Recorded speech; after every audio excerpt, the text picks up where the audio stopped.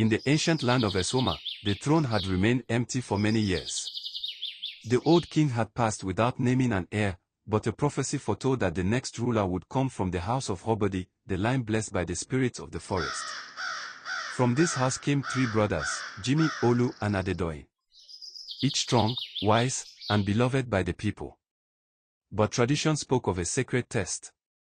Before a new king could rise, he must prove his worth not by strength or speech, but by choosing a gift from the sacred tree of Iziza, deep within the whispering forest. It was said the tree bore 3 magical gifts, one for each rightful heir. Yet only the most valuable gift would reveal the true king.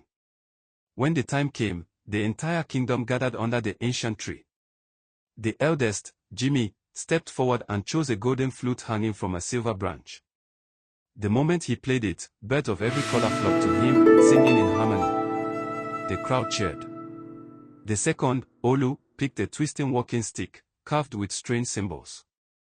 As he held it, the stick pulled him gently, changing directions with the wind. It seemed to know the safest and fastest paths through the world. The people gasped in awe. The youngest, Adedoyin, was left with a dusty old calabash hanging low on the tree. He frowned. "Is this a joke?" he muttered. The object looked worthless, ancient, and empty. But as he held it in his palms, a soft voice rose from within the calabash. "The truth you seek is not in sound or motion, but in silence. What the world needs is not more noise or wandering, but listening." Confused but curious, Adedoyin began to listen, not just to the calabash, but to the wind, the earth, the people.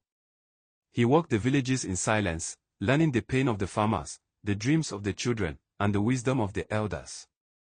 Days later, when the final decision was to be made, the high priest asked each brother to show what they had learned.